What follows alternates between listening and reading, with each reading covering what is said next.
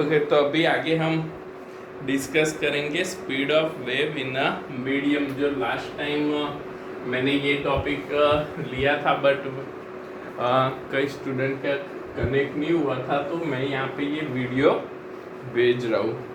तो speed of waves in medium,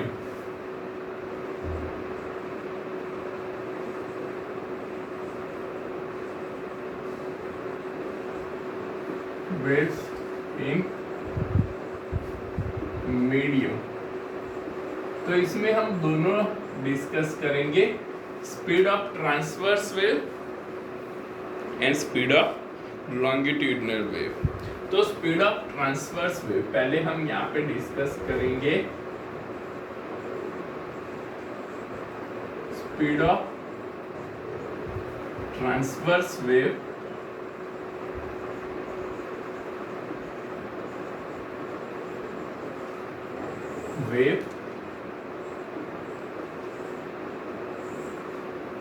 in string.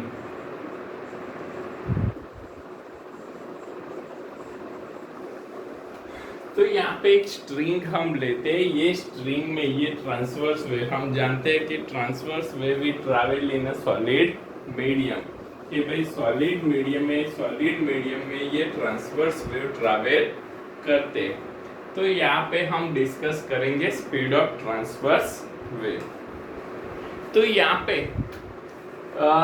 Speed of transverse wave in a string में हम देखते हैं, तो स्ट्रिंग में क्या होता है बेटा, तो ये जो ट्रांसवर्स वेव है, ट्रांसवर्स वेव किस पे डिपेंड करते हैं, या इसमें मीडियम में क्या रिक्वायर्ड होता है, तो for the speed of transverse wave elasticity of the medium is required. Medium कैसा होना चाहिए, तो इलास्टिक मीडियम होना चाहिए।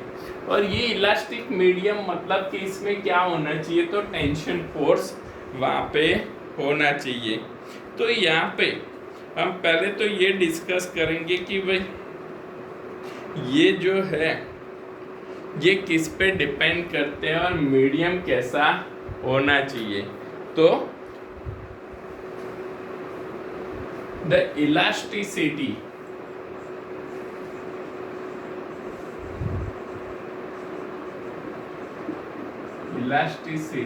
and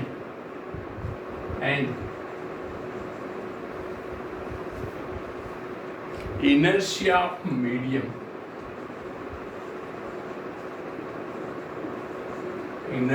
of medium, required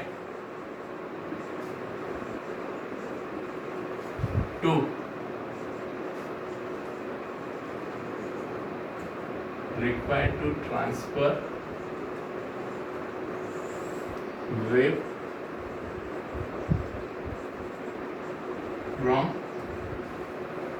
one place to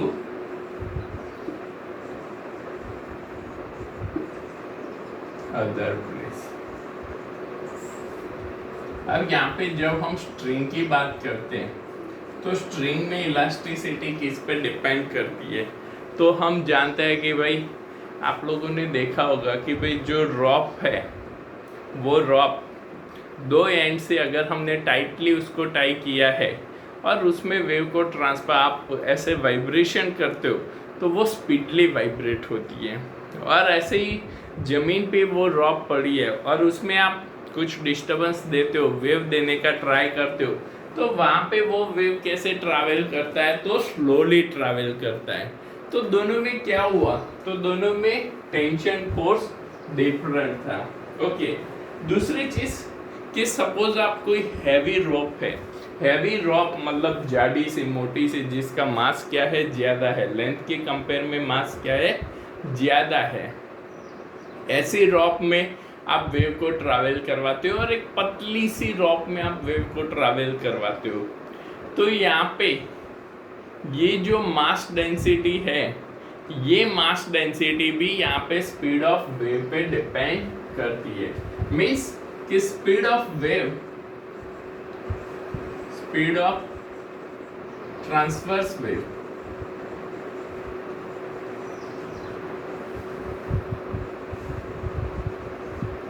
are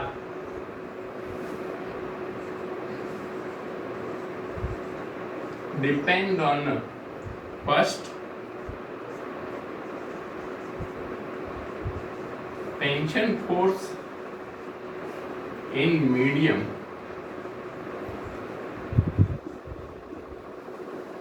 and second mass per unit length of medium. It is denoted as a small m. It is denoted as a small m. That means कि ये जो speed है, ये speed किस पे depend करती है? Tension force of medium and mass per unit length of medium. अब यहाँ पे हम देखते हैं कि the speed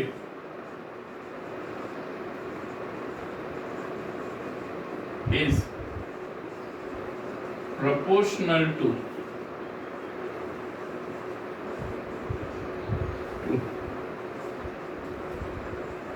tension force and mass per unit length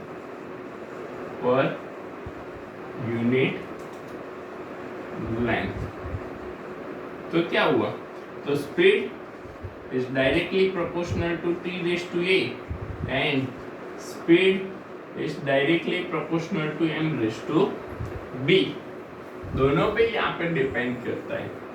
तो यहाँ पे हम देखते हैं कि भाई स्पीड क्या है. v is directly proportional to t raised to a and v is directly proportional to m raised to b. तो v is directly proportional to t raised to a and m raised to b. और यहाँ पे proportionality constant c use करते हैं, तो c into T raise to A m raise to b. अब हमको पता है बेटा डायमेंशनल फॉर्मूला हम आगे पढ़ चुके हैं. तो यूजिंग द डायमेंशनल फॉर्मूला हम इस इक्वेशन को सॉल्व कर सकते हैं और स्पीड का इक्वेशन भी हम यहाँ पे ले सकते हैं. तो यहाँ पे स्पीड का डायमेंशनल फॉर्मूला क्या होगा? तो m0 L1 t minus 1. Tension force है m1 L1 t minus 2. Okay. और मास per unit length small m क्या है? मास per unit length m1 L minus 1 t0. तीनों के डायमेंशनल फॉर्मूला मैंने यहाँ पे लिख दिए. Now put the value in equation 1. Equation 1 में हम डायमेंशनल फॉर्मूला पुट करते हैं. तो m0 L1 t minus 1. c का कोई डायमेंशनल फॉर्मूला नहीं होता है. c क्या है? कांस्टेंट है. कांस्टेंट है तो इसका कोई डायमेंशनल फॉर्मूला नहीं है. तो यहाँ पे टेंशन फोर्स का क्या है? m1 L1 t minus 2 उसकी पावर 1 और मास पर यूनिट लेंथ क्या है? m1 L minus 1 t0 उसकी पावर b है. अब इसको हम सॉल्व करते हैं. L1 t minus 1 a multiply होगा. पावर क्या होती है? मल्टीप्लाई होती है इधर भी. तो m की पावर यहाँ पे a और m सेम बेस होता है तो पावर का क्या होगा? एडिशन होगा. तो यहाँ पे a है, यहाँ पे b है, तो a प्लस b क्या हो गया? m raise to a plus. यहाँ पे क्या आएगा? a आएगा, यहाँ पे b आएगा और सेम बेस है तो दोनों का क्या होगा? एडिशन होगा. फिर l a और यहाँ पे क्या है? Minus b. यहाँ पे क्या आएगा? -1 है तो -1 इंटू बी माइनस बी और t -2a. अब यहाँ पे दोनों को जब हम कंपेयर करते हैं m की पावर कंपेयर करो. a plus B equals to 0. l की पावर कंपेयर करो. a minus B equals to 1 और t की पावर कंपेयर करो. -2a -1 equals to 1/2. ए क्या आ गया 1/2, तो यहाँ पे a equals to b equals to क्या होगा minus a, b equals to minus a, तो माइनस a मतलब b इक्वल्स टू -1/2। नाउ यहाँ पे a और b हमको मिल गए and take c equals to 1, c equals to क्या लेते हैं कांस्टेंट वैल्यू है, कांस्टेंट 1 ले लेते हैं एंड पुट द वैल्यू, तो v equals to t raise to a, ये क्या है 1/2 and m raise to b -1/2, तो v इक्वल्स टू -1/2 है, डिनोमिनेटर में जाएगा और दोनों 1/2 क्या हो जाएगा अंडर रूट t/m, तो this is the speed v equals to under root t/m। तो speed of transverse wave in a string हम कैसे डिराइव कर सकते हैं, हमको अलग मेथड से भी हम डिराइव कर सकते हैं, but this one is a easy one, इसलिए हम इसको इस वे में डिराइव करेंगे, ओके, जिससे हम इजीली इसको याद रख सकते हैं। ओके बेटा, तो right down the speed of transverse wave on stretch string, लिख लो ये, फिर आगे हम लॉन्गिट्यूडिनल वेव्स के लिए देखते हैं।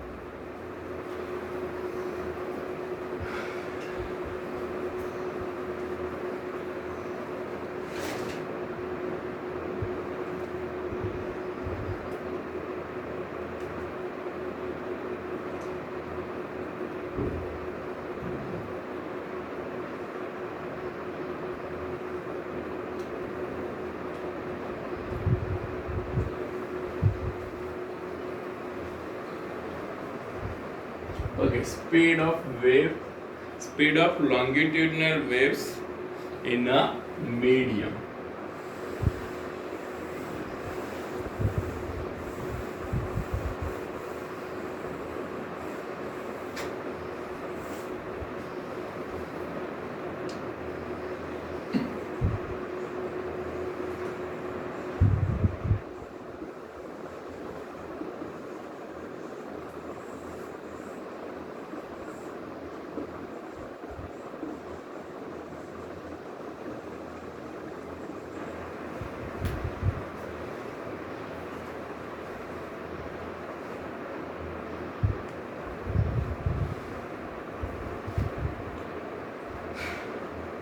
यहाँ पे ये जो लॉन्गिट्यूडनल वेव्स है, लॉन्गिट्यूडनल वेव्स किस पे डिपेंड करते हैं? तो they are depends on the pressure of the medium, मतलब elasticity of the medium and volume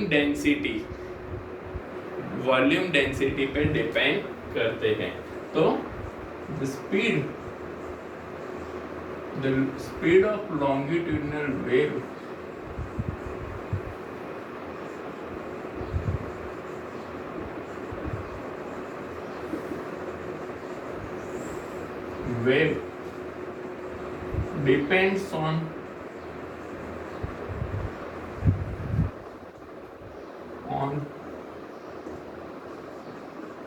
depends on elastic constant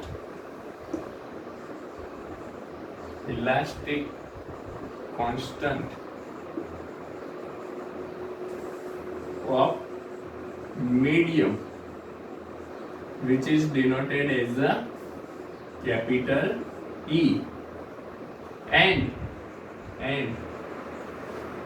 mass per volume,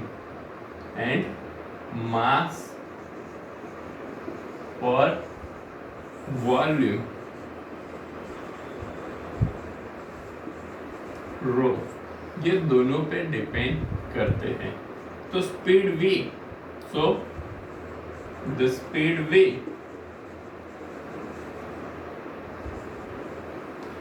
तो यहाँ पे जो v स्पीड है, जैसे हमने आगे लिया same to same, it depends on the v is directly proportional to elastic constant T and v is directly proportional to mass density rho of b। Okay, तो हमको कहीं पे ये E की जगह पे K भी दिया है, कई जगह पे क्या दिया है? K दिया है, तो हम उसको K भी कंसीडर कर सकते हैं। ओके, तो ये क्या है? इलास्टिक कांस्टेंट K, हम इसको K भी कंसीडर कर सकते हैं।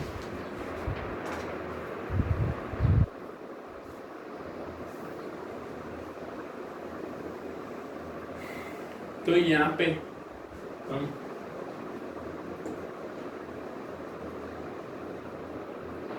अगेन सेम मेथड से इसको सॉल्व करते हैं, तो हमको यहाँ पे क्या मिलेगा? तो इलास्टिक कांस्टेंट का डायमेंशनल फॉर्मूला हमको पता होना चाहिए। तो इलास्टिक कांस्टेंट का डायमेंशनल फॉर्मूला है m1 l-1 t-2। तो यहाँ पे पहले तो क्या होगा? तो v is directly proportional to k raised to a and rho raised to d, and v is equals to c into k raised to a and rho raised to b।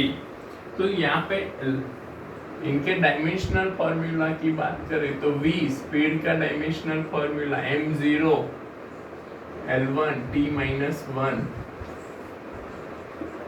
Elastic constant K m1 l-1 t-2 and mass per unit volume m1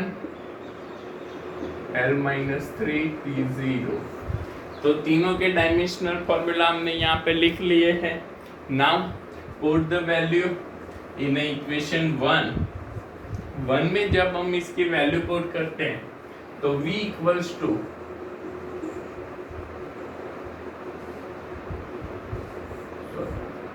v की जगह पे क्या आएगा? m0 l1 t-1 equals to c, तो क्या है? Constant है, तो c का कोई डायमेंशनल फॉर्मूला नहीं होता है। k की जगह पे m1 l-1 t-2 and row m1 l-3 t0, m1 l-3 t0। यहाँ पे पावर आएगी a और यहाँ पे आएगी b। Now m0 l1 t-1, जैसे आगे पावर को सॉल्व किया था, m of a plus b, a into 1 b into one और दोनों का एडिशन, सेम बेस है, सेम बेस है तो पावर का क्या होता है, एडिशन होता है। सेम एज यहाँ पे minus a minus 3b and t equals to minus 2a। तो a plus b equals to 0, minus a minus 3b equals to 1 and minus 2a equals to minus 1। तो ये इक्वल्स टू क्या हो जाता है, 1/2 जैसे आगे लिया था, और b equals to minus a, b equals to minus 1/2। तो हमको a और b दोनों वैल्यू मिल गई। अब यहाँ पे a और b दोनों वैल्यू हमारे पास है, तो हम यहाँ पे दोनों की वैल्यू इक्वेशन 1 में पुट करते हैं। तो v now c equals to हम 1 कंसीडर कर लेते हैं, 1 देन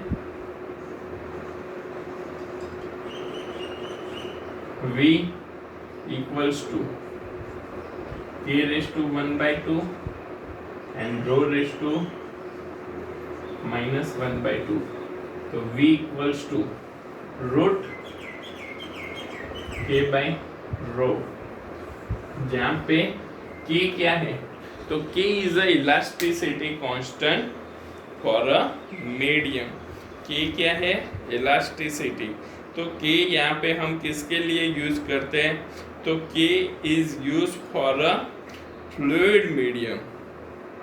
सपोज हम यहाँ पे v equals to, ये जो हमको स्पीड मिली, this is the speed for a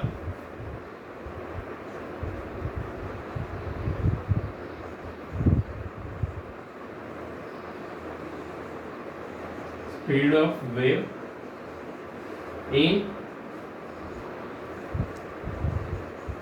fluid medium and v equals to Young modulus y and rho. अगर हम यंग मॉड्यूलस यूज करते हैं तो दिस इज द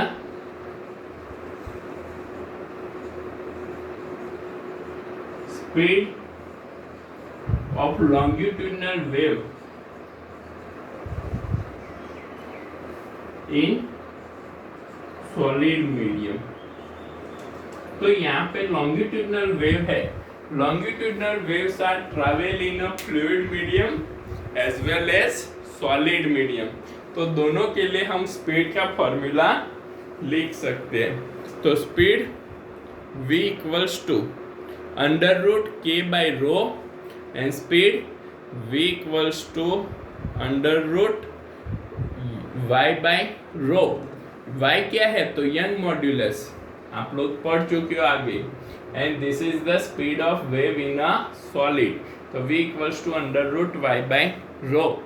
और वहाँ पे हम इसको किसके लिए, तो हम कह सकते हैं कि longitudinal wave are travel in a both solid and fluid medium. Okay बेटा, तो ये लिख लो, ये speed v equals to under root Y by rho वाला फॉर्मूला आपको वीडियो में नहीं दिख रहा है, तो नीचे इसके लिख लेना बेटा।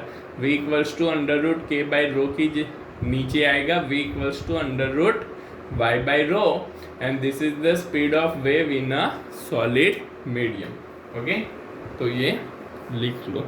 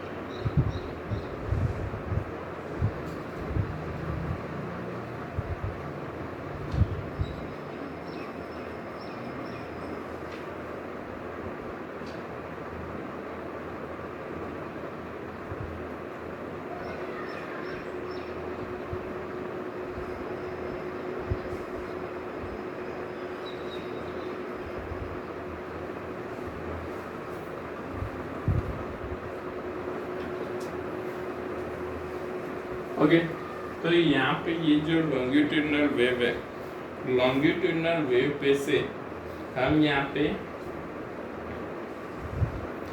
न्यूटन्स फॉर्मूला देखते हैं कि भाई न्यूटन ने इसमें क्या बोला, क्योंकि ये लॉन्गिट्यूडनल वेव्स है। लॉन्गिट्यूडनल वेव्स मतलब हम यहाँ पे क्या लेते हैं कि भाई voice wave is also travel as a longitudinal waves, कि भाई जो साउंड वेव है, साउंड वेव भी कैसे लॉन्गिट्यूडनल वेव्स की तरह ट्रैवल करते हैं। अब जब ये साउंड वेव कोई मीडियम में, मतलब कौन से एयर मीडियम में ट्रैवल करेंगे, तो जब ये एयर मीडियम में ट्रैवल करते हैं तो ये कौन सी प्रोसेस हुई, तो यहाँ पे न्यूटन ने इसकी स्पीड निकालने के लिए यहाँ पे एक फॉर्मूला लगाया, वो जिसको हम बोलते हैं Newton's formula. Newton's formula for speed of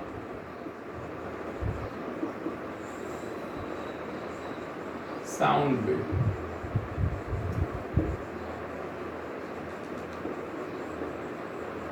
तो Newton's formula for speed of sound wave जब हम लेते हैं, तो न्यूटन ने यहाँ पे एज्यूम किया कि Newton's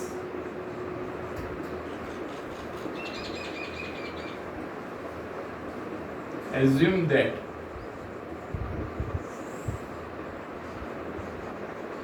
the propagation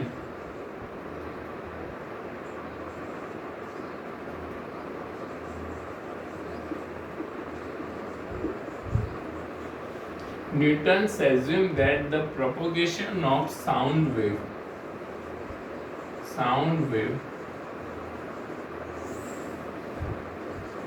in air medium is isothermal process. Isothermal process भाई ये कैसी प्रोसेस है? आइसोथर्मल प्रोसेस कि आप लोगों ने देखा होगा थर्मोडायनेमिक्स में हम पढ़ते कि भाई आइसोथर्मल प्रोसेस क्या है। तो in isothermal process temperature remain constant in a medium, कि भाई जो मीडियम का टेम्परेचर होता है, तो हमने देखा है कि भाई ये साउंड वेव कैसे ट्रैवल करते हैं। तो ये जो एयर पार्टिकल्स होते हैं, एयर पार्टिकल्स वाइब्रेट होते हैं, और जब ये एयर पार्टिकल्स वाइब्रेट होते हैं तो because of the vibration of air particle यहाँ पे क्या होगा, तो यहाँ पे साउंड वेव ट्रैवल करते हैं। अब जब न्यूटन ने यहाँ पे एक्सपेरिमेंट परफॉर्म किए तो यहाँ पे उसने क्या एज्यूम कर लिया, भाई यहाँ पे कोई टेम्परेचर तो चेंज नहीं हो रहा है, तो he assumed that the temperature of the medium remain constant. तो Newton's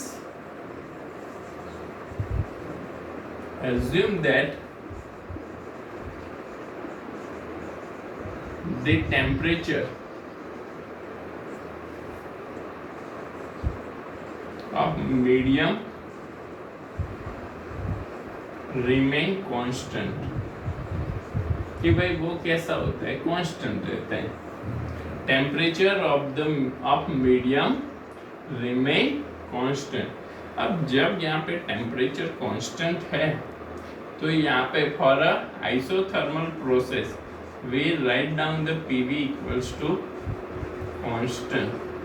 प्रेशर एंड वॉल्यूम क्या रहता है, कांस्टेंट रहता है, ओके, क्योंकि टेम्परेचर क्या है, कांस्टेंट है। तो PV इक्वल्स टू nRT पे से ये कहाँ से आया, PV equals to nRT। Temperature constant है तो n नंबर ऑफ मोल्स और R गैस कांस्टेंट, तो दोनों क्या है, कांस्टेंट है। तो यहाँ पे टेम्परेचर भी कांस्टेंट है, तो ये क्या हो जाएगा, कांस्टेंट हो जाएगा। Now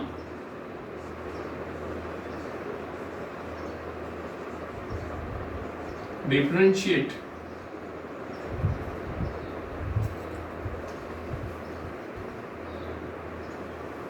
Now stating the above equation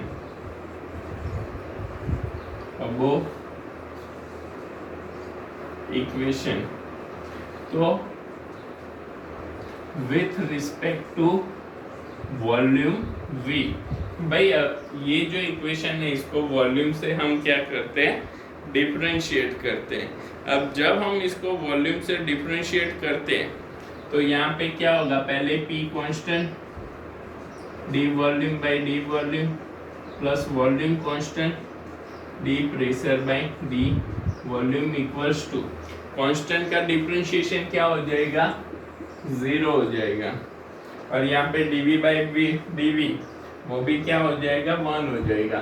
तो p प्लस v, या तो हम इसको d of p by d of v by volume v,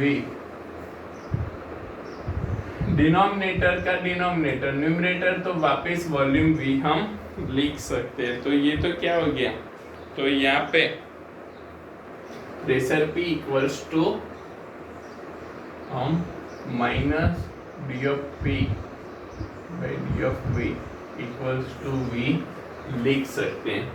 and this one is called the bulk modulus. इसको हम क्या बोलते हैं, तो इसको हम बोलते हैं बल्क मॉड्यूलस k। तो this is called the bulk modulus k। Okay, कि भाई ये तो क्या है, तो this one is a bulk modulus k। तो यहाँ पे एज वी नो दैट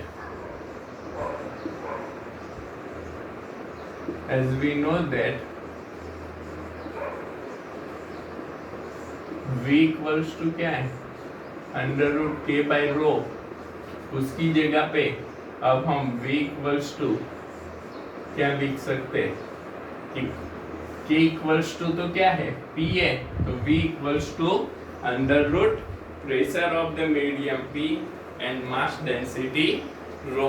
इसको भी हम यूज कर सकते हैं। This is called and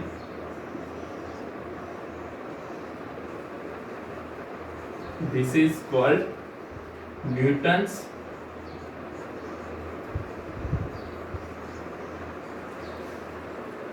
formula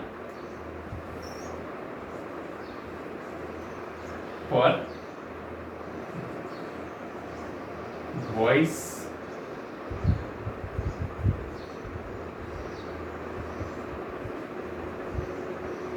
wave या ऑडियो वेव, वॉइस वेव और ऑडियो वेव हम कहते हैं। ओके, तो this is the Newton formula for speed of sound wave. Okay बेटा, तो ये आप लिख लो, फिर हम इसके आगे देखते हैं।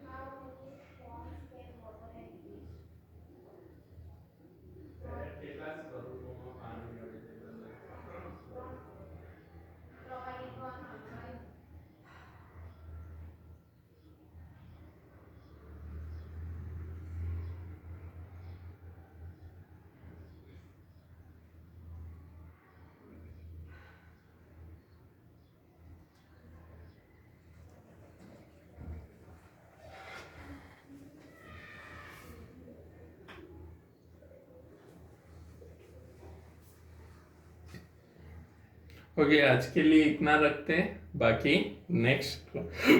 नेक्स्ट क्लास में हम डिस्कस करेंगे। ओके।